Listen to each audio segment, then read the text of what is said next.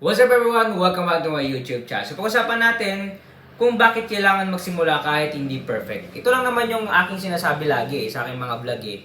Execute lang kayo ng execute. Magsimula na kayo ngayon. Huwag nyo i-perfect lahat. Kasi kapag pinerfect nyo yan, hindi kayo makapag-start. Okay? Kailangan nyo muna nating execute. Okay? Kumbaga, execute now, learn later. Okay? So ito yung aking dahilan at stand. Okay? Para makapagsimula ka agad ng negosyo. Okay? Bakit kailangan nga ba magsimula kahit hindi perfect? Okay? Dahil walang perfect na timing. Yan yung lagi nyong tandaan. Walang perfect timing para magsimula. Ngayon na mismo. Sabi nga ng isang negosyante or billionaires, pinakamayaman dito sa Pilipinas, ay wag nang ipagpabukas pa yung kailangan mong execute na negosyo. Kailangan ngayon na. Do it now.